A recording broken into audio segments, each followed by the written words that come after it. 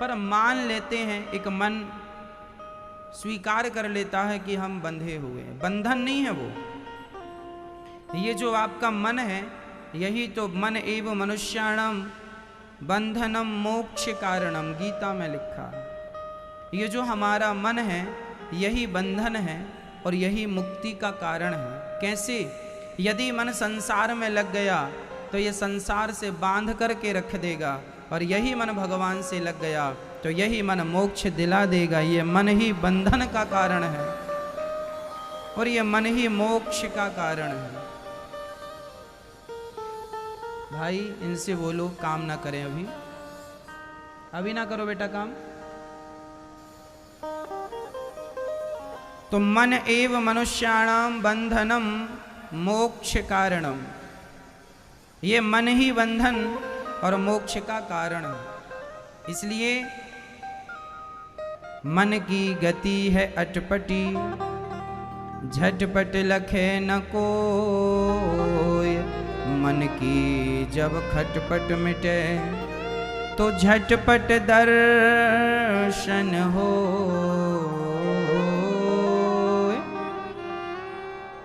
ये मन की गति बड़ी अटपटी है। हम बंधे नहीं हैं पर सारी जिंदगी। अच्छा आप और हम, हमारी स्थिति कैसी है? अच्छा बताना, एक बैल था, वो बैल सवेरे से शाम तक चला पर पहुंचा कहाँ? कहीं नहीं। जहां से चला था वहीं खड़ा है। बताओ कैसे चला वो बैल? कौन था वो बैल? मैया कौन था वो बैल? बताओ कौन सा बैल था वो मैया? बताओ। सवेरे से शाम तक चला पर पहुंचा कहीं नहीं, जहां खड़ा था वहीं। कौन सा बैल था? कोल्हू का बैल। कौन सा बैल? कोल्हू का बैल। बीच में खूंटा गड़ा था, गोल गोल घूम रहा था। चला सवेरे से शाम तक चला, पहुंचा कहीं नहीं। क्यों नहीं पहुंचा? क्योंकि खूंटे से बंधा है। सच्ची बताना, आप और हम खूंटे से बंधे हैं या नहीं? आप अपना बताओ, आप किसके खूंटे से बंधे हो? पुरुष स्त्री के खूंटे से बंधा होता है और स्त्री पुरुष के खूंटे से बंधी होती है। धन्य हैं वो लोग जो पत्नी और पति और पुत्र और परिवार के खूंटे से अपने आप को मुक्त करके जो भगवान के चरणों के खूंटे से बंध जाते हैं, उन्हीं का जीवन सफल हो जाता है। बंधना ही है तो भगवान के खूंटे से बंधो। संसार के खूंटे से बंधकर क्या फायदा? इस बात का अर्थ ये बिल्कुल नहीं है कि तुम अपनी पत्नी और पति का त्याग कर दो ना। त्याग किसी का नहीं करना, छोड़ना किसी को नहीं है। शरीर से सबको पकड़ के रखो, बाहर से सबको पकड़ के रखो, पत्नी को, पुत्र को, परिवार को, बिजनेस को, व्यापार को, पर भीतर से ना पकड़ा रहे। भीतर से केवल भगवान। शरीर से सबको पकड़ के रखो पर मन से केवल गोविंद को पकड़ के रखो, भगवान को पकड़ के रखो। इसी से हम भवसागर से पार जाएंगे। अन्यथा जैसे कोल्हू का बैल घूम घूम के वहीं है, ऐसे हम लोग भी 84 का चक्कर घूम के आए हैं, फिर भी वहीं हैं। हम लोग भी घूम रहे हैं कोल्हू का बैल बन के। 84 लाख योनियां आप लोगों ने पार कर ली। मैया जी, ये जो आपका मनुष्य शरीर है ना, ये 84 लाख योनियों का आखिरी पड़ाव है। ये शरीर जो है वह 84 लाख सीढ़ियां पार करके आपको ये अंतिम सीढ़ी पर आप खड़े हैं, और यहां से यदि हम फिसल गए तो फिर नीचे जाएंगे, फिर नीचे जाएंगे। इसलिए कहता हूं कि अब फिसलने की जरूरत नहीं है। अब आखिरी सीढ़ी पर आ ही गए हो तो संसार की तरफ ना देखो, भगवान की तरफ देखना शुरू कर दो। विडंबना तो ये है कि हम पंक्ति में सबसे आगे खड़े होकर देख कहां रहे हैं? कहां देख रहे हैं? पीछे, हम पंक्ति में सबसे आगे खड़े हैं। कुत्ता, बिल्ली, पशु, पक्षी, इन सबकी 84 लाख योनियों की पंक्तियों में हम सबसे आगे खड़े हैं ना। मनुष्य सबसे आगे है, आप आगे खड़े हैं, पर विडंबना तो यह है आगे खड़े होकर आप देख पीछे रहे हैं। इसलिए पीछे ना देखिए, आगे भगवान है, पीछे को भूल जाइए। शरीर भले संसार में उलझा रहे, पर मन तो सदा भगवान के श्री चरणों में होना, यही इस शरीर की सार्थकता है। अच्छा, हम लोगों की स्थिति क्या है, एक बीरबल की कथा से, कहानी से हम स्पष्ट कर देंगे। आप सुनिएगा, आपको अच्छा लगेगा। एक बार सभा में बीरबल खड़े थे और अकबर बैठे थे। अकबर ने बीरबल का मजाक उड़ाने के लिए एक मनगढ़ंत बात बताई। अकबर ने बीरबल से कहा, बीरबल, आज हमने एक सपना देखा है। कैसा सपना? बोले, आज हम शहद के कुएं में नहा रहे हैं और तुम मलमूत्र के कुएं में नहा रहे हो। बीरबल, तुम मलमूत्र के कुएं में डूबे थे और हम शहद के कुएं में नहा रहे थे, डूबे थे सपने में। सारी जनता हंसने लगी बीरबल के ऊपर कि ये मलमूत्र में नहा के आ रहे हैं। तभी अकबर के इस स्वप्न का बीरबल ने जवाब दिया। बीरबल ने कहा, राजा साहब, सपना तो मैंने भी देखा है, तो बताओ कैसा देखा है? बोले, बिल्कुल ऐसा ही जैसा आपने देखा है, बस थोड़ा सा अंतर है। क्या? बोले, आप शहद के कुएं में नहा रहे थे, मैं मलमूत्र के कुएं में नहा रहा था, लेकिन जब हम दोनों बाहर आए तो आप हमें चाट रहे थे, हम आपको चाट रहे थे।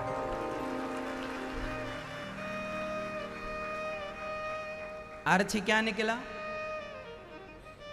अकबर डूबा तो था शहद के कुएं में, शरीर में शहद चिपकी थी, लेकिन वो चाट क्या रहा था?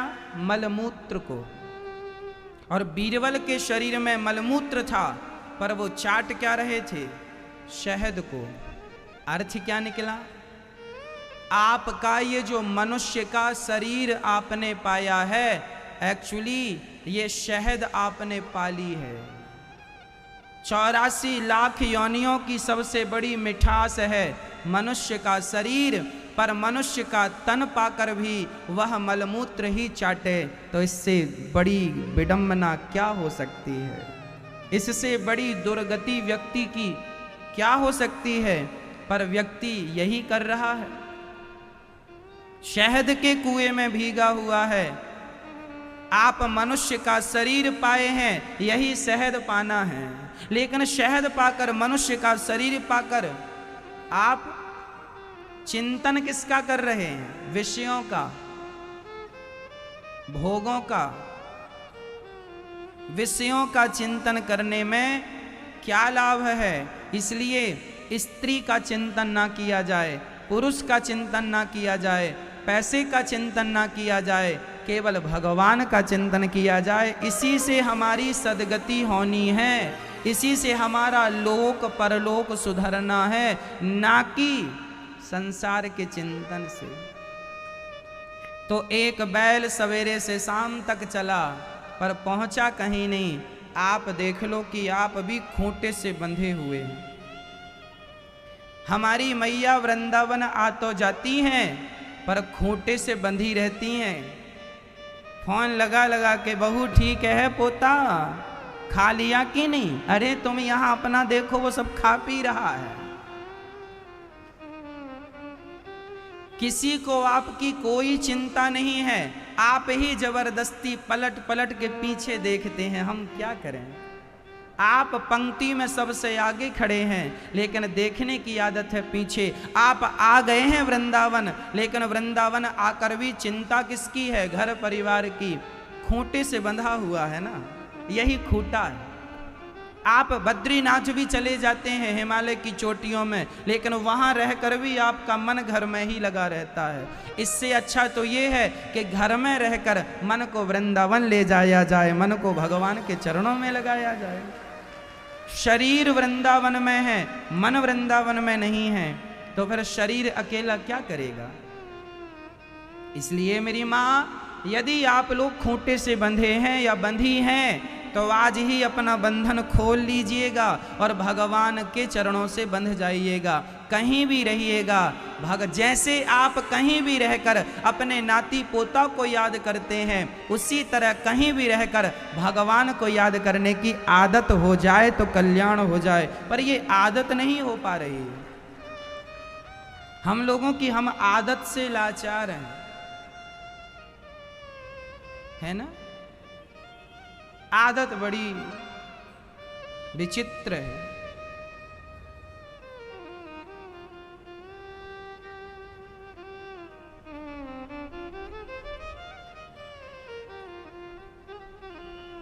वसुदेव जी के भी शरीर में बंधन थे, पांव में बेड़ियां थी, हाथों में हथकड़ियां थी, जेल के दरवाजे बंद थे, लेकिन ज्यों ही उनके पास भगवान आए, भगवान के आते ही उनके पांव के बंधन, हाथ के बंधन, जेल के दरवाजे, सारा बंधन खुल गया कि नहीं? हाँ या ना? बस मेरी माँ, आपकी गोद में, आपके हृदय में, आपके मन मंदिर में जिस दिन भगवान आ जाएंगे, उसी दिन, उसी घड़ी आप सारे बंधनों से मुक्त हो जाएंगे। पर भगवान आए तो सही। इसलिए भगवान आए, ऐसी कोशिश करो, ऐसा अभ्यास करो। संसार के बंधन हमारे कोई काम के नहीं हैं, कुछ नहीं मिलने वाला हमें, सिवाय नुकसान के कुछ नहीं होगा, है ना। अच्छा एक बात बताएं, हम में से कोई बंधा हुआ नहीं है, सब मान बैठे हैं बंधे हुए। अच्छा मैया ये बताओ, एक आदमी ने पेड़ को पकड़ लिया और पेड़ से चिपक करके बोला, गुरुजी ने कहा यहाँ आओ। उसने कहा कैसे आए गुरुजी, हमें तो पेड़ ने पकड़ रखा है। अब बताओ, पेड़ को इसने पकड़ा है या पेड़ ने इसे पकड़ा है? किसने किसको? इस व्यक्ति ने पेड़ को पकड़ा है, पेड़ ने व्यक्ति को नहीं पकड़ा। आप बताओ, आपके घर ने आपको पकड़ा है या आपने अपने घर को पकड़ा है? बोलो मैया जी, आपके घर ने आपको पकड़ा है? आपके घर ने आपको पकड़ा है? हाँ या ना? तो घर ने नहीं पकड़ा, घरवाली ने पकड़ा। फिर तो घर ने नहीं पकड़ा, घर वाले ने पकड़ा, किसी ने किसी को नहीं पकड़ा। घर हमें याद कर कर के कभी नहीं रोता, हम ही घर को याद कर कर के रोते हैं। हमें किसी ने नहीं पकड़ा, पर हम मान बैठे हैं। वही बात है, एक धोबी गधे को लेकर गया धोबी घाट, रस्सी भूल गया तो एक महात्मा जी ने कहा जहां बांधता था झूठ मूठ का वहीं बांध दे। तो झूठ मूठ का उसके गले में हाथ डाल के गधे को वहीं खड़ा कर दिया और गधे को लगा कि मैं बंधा हुआ हूं। धोबी ने सारे कपड़े धुल लिए पर गधा टस की मस अर्थात यहां से वहां नहीं हुआ। गधे को लगा कि मैं बंधा हुआ हूं। सारे कपड़े धुलकर धोबी ने उसकी पीठ पर रखा और एक लाठी मारी, पर गधा आगे ही नहीं चला। संत जी ने कहा पागल, पहले उसे खोल तो सही। धोबी ने कहा मैंने बांधा ही कब था।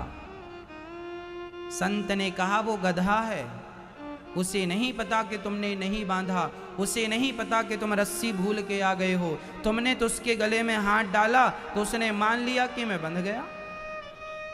अब गले में हाथ डालो, जैसे खोलने के लिए हाथ डालते थे, गले में हाथ डाला खोलने के लिए, गधे को लगा मैं खुल गया, चल पड़ा। गधा बंधा नहीं था, लेकिन उसने अपने आप को बंधा हुआ मान लिया। बुरा ना मानो तो वो गधा और कोई नहीं है। कौन है? कौन है हमें ये बताओ।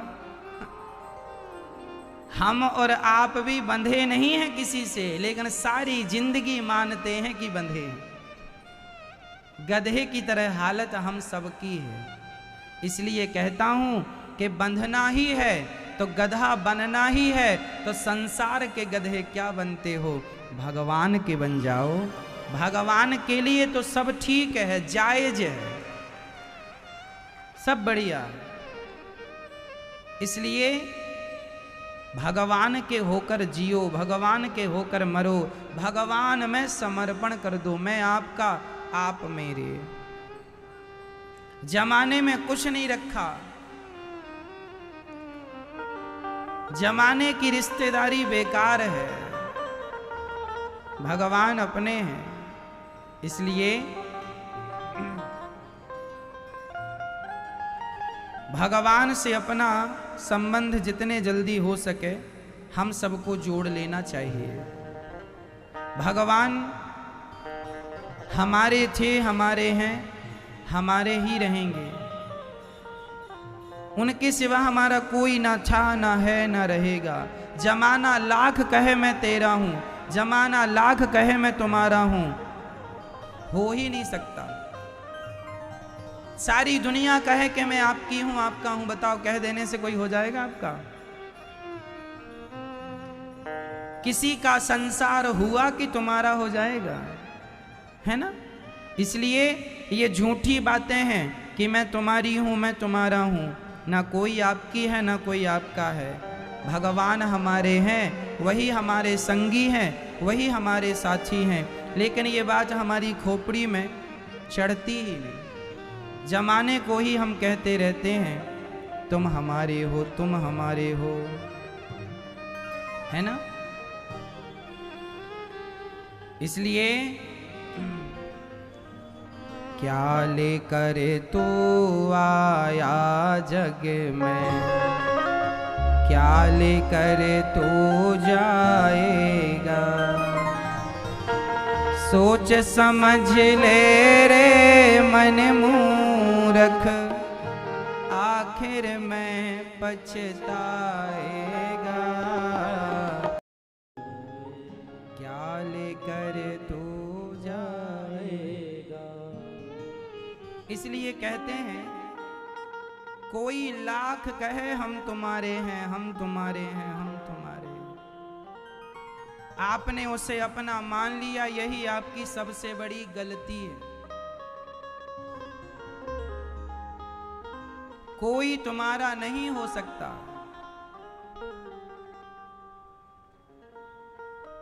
यदि कोई तुम्हारा बन जाता तो फिर तुम्हारे साथ भी जाता, कोई नहीं जाता।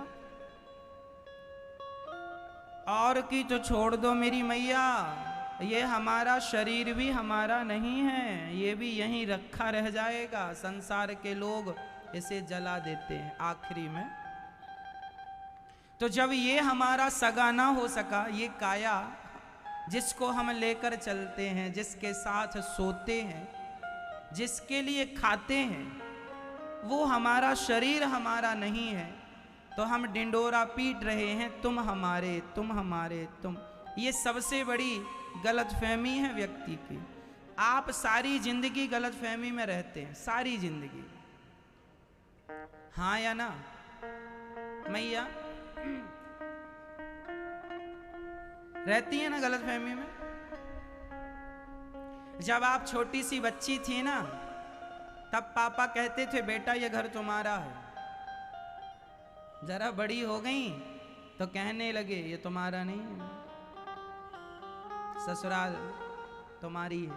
अच्छा, लड़की को लगा चलो ये हमारा घर नहीं है, ससुराल। ससुराल गए, पति के घर को अपना मान लिया। ओहो बहुत अच्छा लग रहा है, ये घर हमारा है। एक दिन पति ने गुस्से में कह दिया जा मेरे घर से निकल जा। अब बताओ तुम्हारा घर कहां है? कौन सा है तुम्हारा घर? है? चलो बेटे ने आपको, आप बेटे के पास या बेटा आपके पास है, ठीक है। एक दिन बेटे को गुस्सा आ गया, जाओ निकल जाओ घर से। लो, सोचा था पिता का घर मेरा है, सोचा था पति का घर मेरा है, सोचा था बेटे का घर मेरा है, पर आखिरी डिसीजन देखिएगा, ये तीनों ही तुम्हारे नहीं हैं। लेकिन तुम्हारे नहीं होने पर भी सारी जिंदगी आप गलतफहमी में रहे ना, ये मेरा है, ये मेरा, ये बस इसी तरह सारा आदमी, सारी जिंदगी, सारे लोग गलतफहमी में जी रहे हैं, सब गलतफहमी। कहो जी, सही है? कोई बताए कि स्त्री का घर कौन सा है? पुरुष तो अहंकार से कह देता है कि मैंने बनवाया है। हाँ, कोई स्त्री अपने पैसों से बनवाई हो घर, वो भला कह सके कि हाँ ये घर मेरा है। बाकी पति के साथ रहने वाली स्त्री नहीं दावा कर सकती कि ये घर मेरा है। कल गुस्सा आएगा, कह देगा निकल जा मेरे घर से, जा अपने बाप के घर, और बाप कहेगा जा अपने पति के घर, यहां वहां घूमती रहेगी, उसका घर कहीं नहीं। सारा सामान्य सिंपल समझाने के लिए ये बात है कि आप कभी ना मानो कि ये जगत मेरा है। जगत को मेरा क्या मानते हो? जगन्नाथ मेरे हैं, जगत मेरा नहीं है। लेकिन हमारी गलत फहमी तो देखो, हम जगन्नाथ को अपना नहीं मानते, हम जगत को अपना मानकर बैठ जाते हैं। सबसे बड़ी गलतफहमी, सारी जिंदगी हम लोगों को यही लगता है। वाह, एक कुत्ता था, उसके मुंह में हड्डी दबी थी, वो हड्डी चबा रहा था। हड्डी चबाने से क्या हो रहा था? उसके मसूड़ों से खून निकल रहा था, और खून निकल निकल हड्डी में लग जाता। तो कुत्ता क्या करता? हड्डी में लगे हुए रक्त को चाटता। तो किसी ने कुत्ते से कहा, क्यों इसे क्यों चबा रहे हो, कि क्या मिलेगा? कुत्ता बोला, तुम नहीं जान रहे हो, इससे खून निकल रहा है, हम बहुत देर से चाट रहे हैं, बड़ा स्वाद आ रहा है। अब बताओ, वो खून हड्डी से निकल रहा था या कुत्ता भाई साहब के मसूड़ों से निकल रहा था? बताओ। कुत्ते के शरीर से ही मसूड़ों से खून निकल लग रहा था, वो चाट के ये समझ रहा था हड्डी से। ऐसे ही हमारी और आपकी हालत है। आपको लगता है बहुत मजा आ रहा है खाने में, भोगों में बहुत सुख मिल रहा है। शराबी को लगता है शराब पीने में बहुत मजा आ रहा है, शराब पीने वाले को शराब मजा देती है, गांजा पीने वाले को गांजा नशा मजा देता है ना। कामी पुरुष को स्त्री से सुख मिलता है। इन सबको ऐसा लगता है हम सुख भोग रहे हैं, हमें आनंद मिल रहा है, हमें सुख मिल रहा है। तुम्हें कुछ नहीं मिल रहा, तुम्हारा ही सुख जाकर वहां लगता है और तुम उसी को चाटते हो, तुम्हें लगता है सुख मिल रहा है। सारी जिंदगी तुमने संसार का सुख लिया, बताओ कितने सुखी हो गए? जवाब दो। शराबी से पूछो, क्यों जी 4 साल से तुम शराब पी रहे हो, कह रहे हो बड़ा मजा है, तो बताओ पी पी के कितना सुखी हो गए? तुम बोल रहे थे ना बड़ा सुख है। हाँ, पहले तो तुम्हारे शरीर में जान भी थी, ताकत भी थी, पर शराब ने तुम्हारी सारी शक्ति छीन ली कि नहीं? शराब पीने वाला 40 साल में ही 80 साल का बुढ़ा दिखने लगता है। हाँ या ना? ज्यादा भोगी आदमी 40 साल में 80 साल का बुढ़ा, कई लोगों को आपने देखा होगा समय के पहले बुढ़ा हो जाते हैं। ये क्यों? जरूरत से ज्यादा भोगों को भोग लिया, समय के पहले खत्म हो गए। ये तुम्हारी शक्ति है, चाहे बचा के रखो चाहे गवा दो। तुम्हारी एनर्जी चाहे एक दिन में वेस्ट कर दो चाहे बचा के रखो। शरीर में ताकत है, अब वो अपनी ताकत चाहे तो भोगों में खर्च कर लो, चाहे तो भगवान के भजन में खर्च कर लो, ताकत उतनी ही है। चाहे आप जहां चाहो वहां लगाओ, मर्जी आपकी है। जो शक्ति नाभि से नीचे जाती है वह वासना होती है, जो ताकत नाभि से नीचे चली गई वह वासना है, और जो ताकत, जो शक्ति, जो एनर्जी नाभि से ऊपर की तरफ आ गई वही उपासना है। अब वासना या उपासना मर्जी आपकी। सारी आपके पास पावर उतनी ही है, ताकत उतनी ही है, चाहे जहां मर्जी हो वहां गवाओ। इसलिए अपनी ताकत को भगवान की प्राप्ति में लगाओ। और ये संसार में जितने लोग भोग भोग रहे हैं, इनसे पूछो कि तुमने इतना भोग भोग तो लिया, बताओ कितने सुखी हो गए? कितनी शराब पी ली, सुखी हो गए? कितना गांजा किलो, 10 किलो गांजा तुमने पी लिया, सुखी हो गए? खूब रसगुल्ले रबड़ी खाई, सुखी हो गए? इतना सब होने के बाद भी तुम्हारी इच्छाएं ज्यों की त्यों, खाली की खाली। बताओ किसी की इच्छाएं पूरी हुई? इसका अर्थ क्या निकला? तुम्हारी इंद्रियां, तुम्हारी इच्छाएं तुम्हें ठग रही हैं कि नहीं? हाँ या ना? कल भी तुम्हारी इच्छा हो रही थी, आज भी तुम्हारी इच्छाएं हो रही हैं। क्या मतलब है? ये इच्छाएं सारी जिंदगी तड़पाती हैं, जलाती हैं, हमें तंग करती हैं, परेशान करती हैं। कब तक करोगे इन इच्छाओं की गुलामी, हमें ये तो बताओ। और जिस दिन तुम अपनी इच्छाएं पूरी कर लेते हो तो कितनी देर के लिए पूरी होती हैं, दूसरे दिन फिर इच्छाएं होती हैं कि नहीं? खाने की, भोगों की, संसार के हर सुख की इच्छाएं तो इच्छाएं हैं। इन इच्छाओं का पेट भरते भरते तुम्हारे दादा परदादा सब मर गए और तुम भी उसी रास्ते पर चल पड़े हो इच्छाओं की पूर्ति के लिए। किसकी हुई नाम बताओ मुझे, एक आदमी का नाम बताओ जिसकी इच्छाएं पूरी हो गई हो। इस धरती में अभी वर्तमान में 135 करोड़ लोग रहते हैं।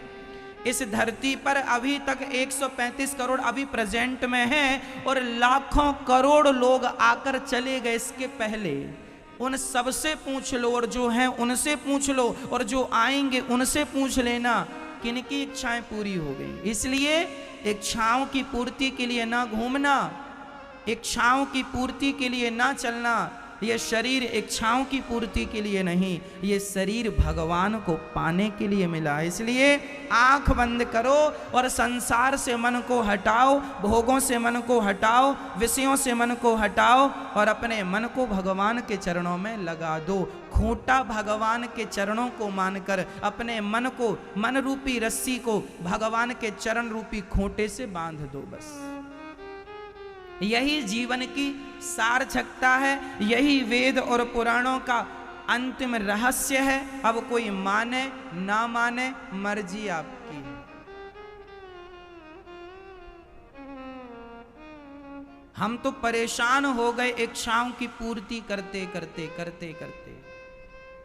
जब 1000 रुपए हमारे पास नहीं हुआ करते थे तब इच्छाएं थी 1000 रुपए हो जाएं। 1000 हो गए, इच्छाएं हो गई 50,000 होते, 50,000 हो गए, इच्छाएं हो गई, लाख हो जाता, लाख हो गए तो 10 लाख की इच्छा, 10 लाख हो गए तो 50 लाख की इच्छा, 50 लाख हो गए 1 करोड़ की इच्छा, 1 करोड़ हो गया 10 करोड़ की इच्छा, 10 करोड़ हो गए 50 करोड़ की इच्छाएं। बताओ अंत कहां है इनका कभी अंत? और तुम इन्हीं के पीछे, तुम उनके पीछे भाग रहे हो जिनका कोई अंत नहीं है। अंत होए तो हमें बता दो। जिसने 10-10 शादियां की हैं उनसे पूछो उनकी इच्छाएं पूरी हो गई? फिर तुम्हारी हो जाएंगी। जिनके 10-10 बच्चे हैं उनसे पूछो उनकी इच्छाएं पूरी हो गई? तुम्हारा तो एक है। फिर रावण से पूछो तेरी इच्छाएं पूरी भई? रावण के 1 लाख बेटा थे, 1 लाख बच्चे पैदा करने पर भी उसकी इच्छाएं पूरी नहीं हुई। इच्छाएं पूरी हो गई होती तो दूसरे की स्त्री को उठा करके क्यों लाता? क्यों लाता? और लाया तो सर्वनाश हुआ। और तुम भी इन इच्छाओं की गुलामी करने निकले हो और चल रहे हो इसी रास्ते पर। कर लो और प्रैक्टिकल कर लो और आजमा लो, फिर मेरी बात पे अमल कर लेना, फिर मेरी बात पे गौर कर लेना, फिर मेरी बात को समझ लेना इत्मीनान से, शांति से। अभी और देख लो, आप अपना प्रैक्टिकल कर लो। आखिरी निष्कर्ष यही है, केवल भगवान के चरणों में अपनी इंद्रियों को संसार से हटाकर भगवान में लगा लो, यही जीवन की सार्थकता है ना मैया। ज्यादा से ज्यादा कथा सुनो, ज्यादा से ज्यादा कीर्तन करो और मन लगा के अपना काम करते हुए अपनी जिम्मेदारियों को निभाओ, काम खूब करो। पत्नी हो तो पत्नी बन के रहो, पति हो पति बन के रहो, जिम्मेदारियां निभाओ, बिजनेस करो, व्यापार करो, पैसा बहुत कमाओ, पर सब कुछ करते हुए चिंतन भगवान का हो, चिंतन ईश्वर का। एक पल के लिए भी हे नाथ मैं आपको कभी भूलूं नहीं, बोलो हे नाथ मैं आपको कभी भूलूं नहीं, हे नाथ मैं आपको कभी भूलूं नहीं। सारा काम करते हुए हम अपने भगवान को, अपने आराध्य को याद रखें तो क्या बुराई है इसमें। हे नाथ मैं आपको कभी भूलूं नहीं। वसुदेव जी महाराज चले हैं और जब चले सारा बंधन मुक्त हो गया। नंद बाबा यशोदा, वसुदेव जी यशोदा के पास गए हैं, कन्हैया को रखा है, कन्या को लिए हैं और पुनः बंधन में बंध गए हैं। माया हमें बंधन में बांधती है और माधव हमें बंधन से मुक्त करते हैं। इसलिए बंधन से मुक्ति चाहिए तो माया नहीं माधव। माया माया सब कहें, माधव कहे न कोई, एक बार माधव कहे तो माया चेरी हो। माया नहीं माधव। सारे भक्त उत्सव मनाने लगे। यशोदा बधाई हो, बुढ़ापे में तैने रबड़ी सी राज में लड़ुआ सो लाला जायो है मैया, बधाई हो। सारे लोग बधाई देने आए और ठाकुर जी इतने सुंदर हैं, इतने सुंदर हैं, क्या बात है। अच्छा ये बताओ भगवान से भी सुंदर कोई है? नहीं, तो फिर आप लोग संसार की सुंदरता पर लट्टू काहे हो जाते हो? संसार के लोग लोगाई इतने सुंदर नहीं हैं जितने सुंदर भगवान हैं, है ना। इसलिए स्त्री की सुंदरता पर लट्टू ना हुआ करो, पुरुषों की सुंदरता पर लट्टू ना हुआ करो। इनके यदि ये लोग इतने सुंदर हैं तो ये जरूर विचार किया करो कि जिस परमात्मा ने इतने सुंदर स्त्री पुरुषों को बनाया वो स्वयं कितना सुंदर होगा, उसका चिंतन करो, वो सबसे सुंदर है। एक धनुर्दास नाम का पहलवान था, बहुत बड़ा पहलवान था। हेमांबा नाम की एक स्त्री थी, हेमा मान लो, हेमा उसका नाम लिखा है। हेमा नाम की एक सुंदर सी महिला थी। तो वो जो धनुर्दास था वह उस हेमा से प्यार करने लगा और वो इतनी सुंदर थी हेमा कि जब ये धनुर्दास चलता तो ये कथा है दक्षिण भारत की। एक बार रंगनाथ भगवान का मेला भरा तो रंगनाथ भगवान का दर्शन करने सब गए, तो उस दर्शन में हेमा भी गई, हेमांबा भी गई। और वो जब चले तो धनुर्दास छाता लगा के उल्टा चल रहे थे, अपनी पत्नी को, अपने होने वाली पत्नी को देखते हुए उल्टा चल रहे थे। अब सारा जमाना हंस रहा था, देख रहा था कैसा स्त्री लंपट है, पत्नी के ऊपर छाता लगाए उल्टा उल्टा चल रहा है, पत्नी को टुकुर टुकुर देखे, कई बार तो टकरा भी जाए किसी से तो गिर जाए, फिर खड़ा होके और छाता लगाए पत्नी के सिर पे कि धूप ना लग जाए, धूप में पत्नी काली ना पड़ जाए, और उसे देखे और टुकुर टुकुर देखता उल्टा उल्टा चले। चलते चलते चलते सारा नगर देखकर हंस रहा था, लेकिन उसे शर्म भी नहीं थी, उसे कोई फर्क नहीं पड़ रहा था कि जमाना हमें देखकर हंस रहा। तभी वहां से श्री रामानुजाचार्य जी निकले। श्री रामानुजाचार्य जी ने देखा तो रामानुजाचार्य जी को भी बड़ा बुरा लगा, राम राम कैसा स्त्री लंपट है, शर्म भी नहीं आ रही है, पत्नी को उल्टा देख के चल रहा है, और वो आंखों को ही देख रहा, बस ऐसे ऐसे, पलक भी नहीं झपकता, ऐसे देखते ही जाता। रामानुजाचार्य जी ने कहा कि जरा इसे हमारे पास बुलाओ। रामानुजाचार्य जी के पास बुलाया गया। ए धनुर्दास पहलवान, तुम्हें गुरुजी ने बुलाया है। दौड़ के गया। गुरुजी आज्ञा। बेटा तुम्हें शर्म नहीं आती? किस बात की? अरे जिस स्त्री को तुम देख रहे हो घर में देख लेना ना जितना जी करे, अब बाजार में देखने की क्या जरूरत है? जमाना तुम्हें देख के हंस रहा है, कह रहा कैसा स्त्री लंपट है। उसने कहा कोई बात नहीं गुरुजी, जमाना हंसे तो हंसे, लेकिन मेरी जो पत्नी है ना होने वाली, अभी 2 महीने बाद विवाह है उससे मेरा, बहुत सुंदर है। आपने देखा उसकी आंखें कितनी सुंदर हैं, ऐसा लगता है कि उसकी आंखों में अमृत भरा है, और मैं तो अमृत पीता रहता हूं, उसकी आंखों की सुंदरता का अमृत पीता हूं, एक पल के लिए मेरा मन उसके बिना लगता नहीं है। तो रामानुजाचार्य भगवान ने कहा जितनी सुंदर तेरी पत्नी है और जितनी सुंदर तेरी पत्नी की आंखें हैं, यदि इससे भी सुंदर आंखें मैं तुझे दिखा दूं तो उतने उससे भी अधिक सुंदर स्वरूप मैं तुझे दिखा दूं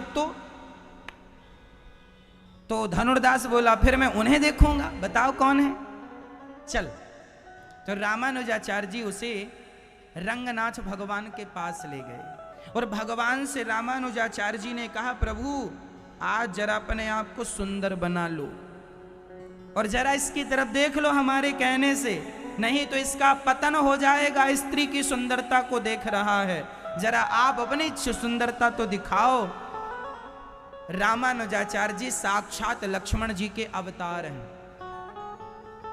रामानुजाचार्य जी वही हैं जिनके नाम से परंपरा, श्री परंपरा को रामानुजाचार्य परंपरा कहते हैं। ये दास अनिरुद्ध भी श्री रामानुजाचार्य परंपरा से ही है। तो रामानुजाचार्य जी साक्षात लक्ष्मण जी के अवतार इस कलयुग में आए धर्म की स्थापना के लिए। उन्होंने जब रंगनाथ भगवान से कहा, रंगनाथ भगवान आज वर्तमान में दक्षिण भारत में, रंगनाथ भगवान को जब उसने देखा धनुर्दास ने, और जब भगवान की बड़ी बड़ी मोटी मोटी आंखें देखी, और जब आंखें देखी तो भगवान की आंखों के सामने, भगवान की सुंदरता के सामने उसकी पत्नी की तो कोई सुंदरता थी ही नहीं। आज वो लट्टू हो गया, प्रभु कहाँ था ये दर्शन, मैंने पहले क्यों नहीं किया। वह धनुर्दास बहुत बड़ा भक्त बना। फिर रामानुजाचार्य जी ने उसका विवाह उसी लड़की से कराया है, मांबा से। दोनों पति पत्नी फिर वहां भगवान रंगनाथ जी की सेवा में लग गए, और दोनों बहुत बड़े साधक बने। दोनों ने भगवान को प्राप्त किया, पति पत्नी ने। कहने का अर्थ ये है कि जितना प्रेम तुम्हारा संसार के लोगों से है, उतना ही प्रेम भगवान से हो जाए तो कल्याण हो जाए। ये धनुर्दास जी की कथा ने हमें यही सिखाया। पहले पत्नी को देखता था इन्हीं आंखों से, अब इन्हीं आंखों से भगवान को देखने लगा। कितने सुंदर है ना भगवान। इसलिए मैया आप लोग लट्टू ना हुआ करो किसी स्त्री पर, किसी पुरुष पर।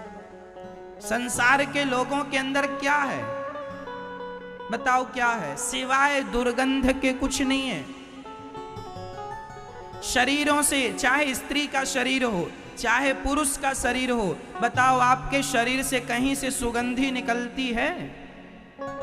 बताओ मैया, निकलती है? नहीं। सवेरे सवेरे आंखों को देखो तो कीचड़ निकलता है।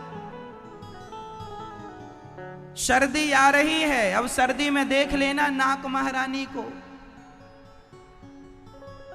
यहां से बड़ी सुगंधी निकल रही हो तो आप अमृत पान कर लेना।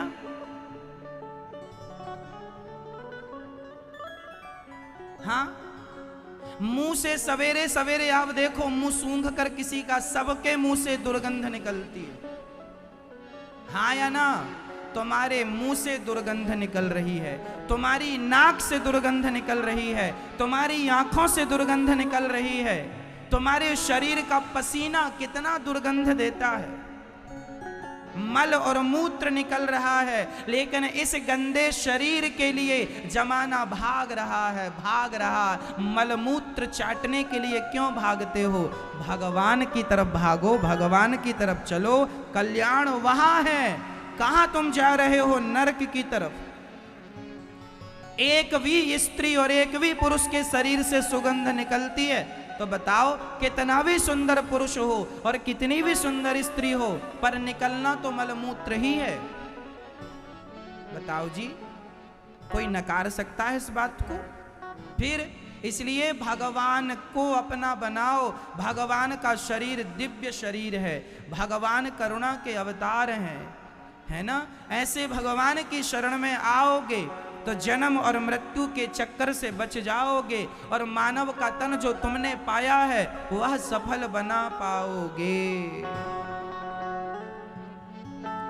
कितने सुंदर हैं भगवान, जरा हम आपको बता रहे हैं। एक महात्मा जी एक स्त्री को देख करके मुस्कुरा रहे थे, तो किसी ने कहा, महात्मा जी स्त्री को देखकर मुस्कुरा रहे हो? तो महात्मा जी ने कहा, जो अजर हुए अदब तेरे देखते हैं, वो शेर कत्ल पहले अपना देखते हैं। ना मतलब है तुझसे, ना मतलब है तुझसे, ना सूरत से तेरी, हम तो सिर्फ कन्हैया तेरी कलम देखते हैं, कि जिस परमात्मा ने इसे बनाया है वो स्वयं कितना सुंदर होगा।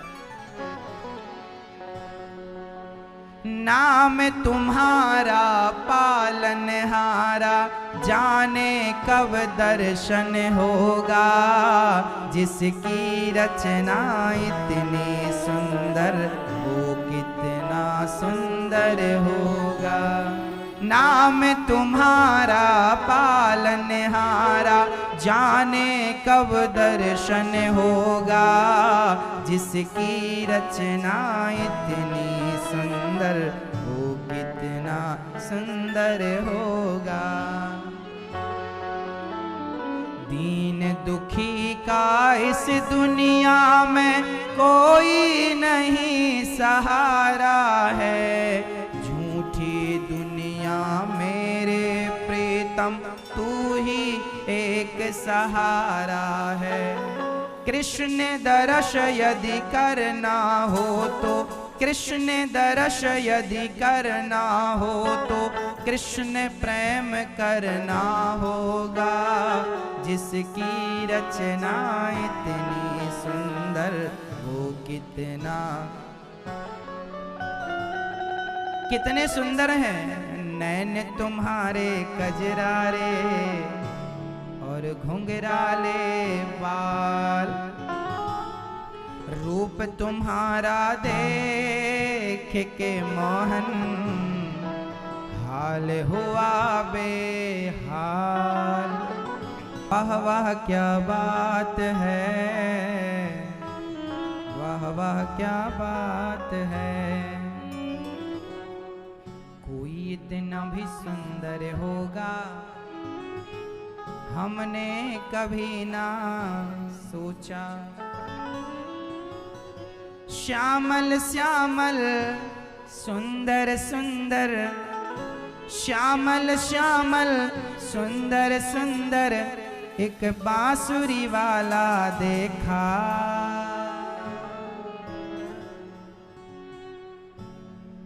कोई इतना भी प्यारा होगा हमने कभी ना सोचा।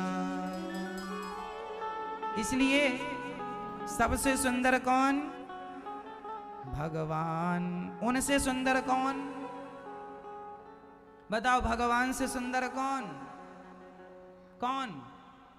कोई नहीं। कौन? कोई नहीं। भगवान सबसे सुंदर। इसलिए भगवान से प्यार करो। Love is God, God is love. भगवान ही प्रेम है, प्रेम ही ईश्वर है। इसलिए संसार के लोगों में मन लगाने की जरूरत नहीं है।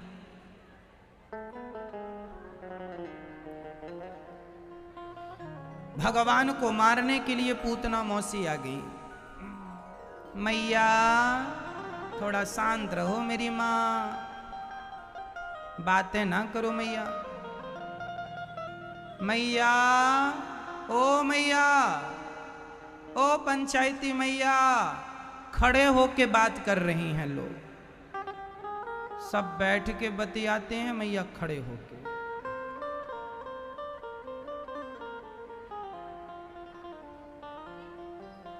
शांत रहो मैया। पीछे जो भक्त खड़े हैं, इस तरफ जगह है, यहाँ पे आप लोग आके बैठ जाइए। इस तरफ जगह है, देखो इस तरफ, यहाँ किनारे किनारे से आके यहाँ बैठ जाइए।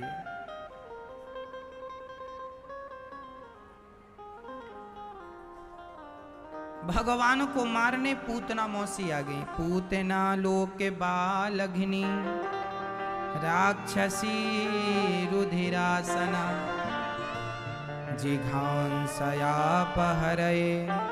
स्तनं दत्वापसद्गतिम्।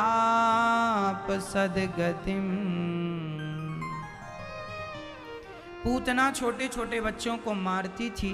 एक दिन अपने स्तनों में जहर भर के भगवान को मारने गई, तो भगवान ने पूतना मौसी को देखते ही अपने नेत्रों को बंद कर लिया। किसी ने भगवान से कहा, प्रभु क्यों नेत्र बंद कर लिए? भगवान बोले, जिसका तन सुंदर है मन सुंदर नहीं है, ऐसों को हम देखना बिल्कुल पसंद नहीं करते। भगवान को सुंदर तन वाले लोग अच्छे नहीं लगते, भगवान को सुंदर मन वाले। इसलिए सजाना है तो तन को नहीं, तन को धोया मगर मन को धोया नहीं। बाद गंगा नहाने से क्या फायदा? तन को धुल लेने से क्या हो जाएगा? मन को, जो मन की मैल न धोई, गंगा गया तो क्या हुआ? इसलिए हमारा, अच्छा आप बताओ, हमारा तन शुद्ध होना जरूरी है कि मन शुद्ध होना जरूरी है? मन भी शुद्ध हो, तन भी शुद्ध हो, लेकिन हम लोग ज्यादा जोर तन को शुद्ध करने में देते हैं, मन गंदा का गंदा रह जाता। इसलिए जरा मन को साफ किया करो। कैसे साफ होगा? राम नाम के साबुन से जो मन का मैल छुड़ाएगा, निर्मल मन के दर्पण में वो प्रभु का दर्शन पाएगा। है ना? राम नाम के साबुन से जो मन का मैल छुड़ाएगा। कौन सा साबुन चाहिए? राम नाम का। ज्यादा से ज्यादा भगवान का नाम जप करो, ज्यादा से ज्यादा भगवान का ध्यान करो, मन शुद्ध हो जाएगा। आज लोगों का मन बड़ा अशुद्ध है। पूतना ने भगवान को स्तन पान कराया, जहर था जहर पी लिया, दूध था दूध पी लिया, पूतना के प्राणों को पीने लगी। पूतना चिल्लाई, बालक छोड़ दो। भगवान बोले, मौसी जी यहाँ पकड़ने की पूरी व्यवस्था है, छोड़ने की कोई व्यवस्था नहीं है। हम पकड़ते हैं, छोड़ते नहीं। भगवान एक तो जल्दी पकड़े नहीं, और पकड़ लेते हैं तो फिर कभी छोड़ते। भगवान का स्वभाव ऐसा है, भगवान जल्दी से किसी को पकड़ते नहीं। आप लोगों का मन कितना भी आंख बंद कर को लगाओ, जल्दी लगता नहीं है। मतलब भगवान आपको पकड़ना नहीं चाह रहे हैं, लेकिन आप कोशिश करेंगे ना तो फिर मन लगने लगेगा। और एक बार मन लग जाएगा, उसके बाद तो फिर आपका मन हटेगा ही नहीं। एक बार लगाने की जरूरत। इसलिए हमारे श्याम सुंदर की टांग टेढ़ी है। भगवान श्री कृष्ण कितनी जगह से टेढ़े हैं? बताओ कितनी जगह से? मैया, ये भी पड़ोसन से पूछ के बताओगी? इसमें भी नकल, अकल नहीं लगाते ना हम लोग, सारा नकल से ही हो जाए। बता, तुम बताओ, तुम क्या है?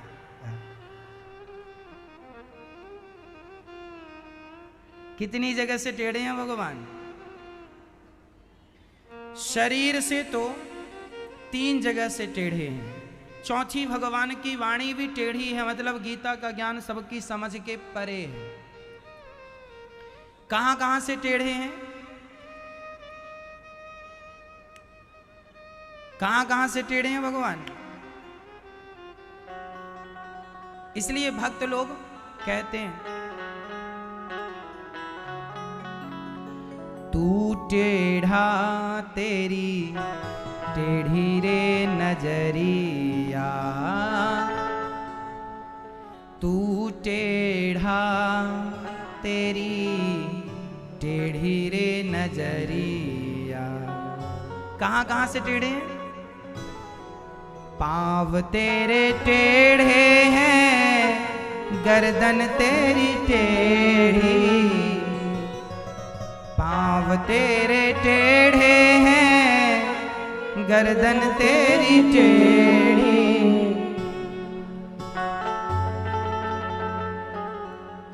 पाँव भगवान के टेढ़े हैं और गर्दन भी टेढ़ी है। और क्या, नाच नाच भई तेरी टेढ़ी रे कमरिया, तू टेढ़ा तेरी टेढ़ी रे नजरिया। बाबा तेरो टेढ़ो, बलदाऊ तेरो टेढ़ो, टेढ़ी रे तेरी यशोदा डुकरिया, तू टेढ़ा तेरी टेढ़ी रे नजरिया। भगवान का शरीर टेढ़ा है, पांव टेढ़े, गर्दन टेढ़ी है ना, हाथ टेढ़े ऐसे। तो कहने का तात्पर्य यह है कि सीधी चीज अंदर चली जाए तो वो आसानी से निकल जाती है, पर टेढ़ी चीज अंदर चली जाए निकलता नहीं है। ये कन्हैया टेढ़ा है, जल्दी से दिल में घुसता नहीं है, पर एक बार हृदय तक पहुंच गया तो फिर निकलने का नाम नहीं लेता। टेढ़ा टेढ़ा। अच्छा, भगवान टेढ़े क्यों? कोई प्रश्न करे कि भगवान टेढ़े क्यों? एक बार क्या हुआ, एक बाल्टी कुएं में गिर गई। अब कुएं से बाल्टी निकालना है तो सरिया को सीधा करके डालेंगे तो निकलेगी कि टेढ़ा करके डालेंगे तो? पहले के जमाने में कुओं में जब बाल्टियां गिर जाती थी तो गांव में एक औजार हुआ करता था, ऐसा टेढ़ा टेढ़ा ढेर सारा, उसको डालते थे, बाल्टी फंस जाती थी। अर्थ क्या हुआ, हम सभी, ये संसार एक कुआं है और इस कुएं में जैसे बाल्टी गिरती है ऐसे हम सभी बाल्टियां हैं, और हम जैसी बाल्टियों को निकालने के लिए टेढ़ी टांग वाले की जब टेढ़ी टांग पकड़ में आएगी तभी भवसागर के कुएं से पार जाएंगे, तभी भव के कूप से निकलेंगे, नहीं तो पड़े के पड़े रह जाएंगे। इसलिए कहते हैं समय रहते भगवान के चरणों को पकड़ लेना, नहीं तो तेना परहि भव कूपा। ये संसार को कुएं की उपमा गोस्वामी तुलसीदास जी ने दी है। संसार एक कुआं है और इस कुएं में पड़ी हुई हम सभी बाल्टियां हैं। और बाल्टी कब निकलेगी, जब टेढ़ा सरिया आएगा तो टेढ़ी टांग वाले की टेढ़ी टांग अच्छे से, अच्छा सीधी चीज पकड़ में आ भी जाए तो छूट जाती है, और टेढ़ी चीज पकड़ में आ जाए तो जल्दी से छूटती नहीं है। अब ये उंगली सीधी है, कोई पकड़ा तो छूट जाएगी, पर ये जरा टेढ़ी हो जाए फिर पकड़ लो तो पकड़ने में आसानी रहती है कि नहीं। उसी प्रकार सीधे को तो जल्दी छोड़ा जा सकता है, पर टेढ़ा पकड़ में आ जाए तो छोड़ा नहीं जा सकता। इसलिए भगवान टेढ़े हैं, और एक जगह से नहीं, जगह जगह से टेढ़े हैं। तो भगवान ने पूतना का उद्धार कर दिया। अहो वकीयम स्तनकालकूटम जिघांसयापा यदप्यसाध्वी लेभे गतिम धात्र्युचितां ततोऽन्यं कम्बा दयालुं शरणं व्रजेमा।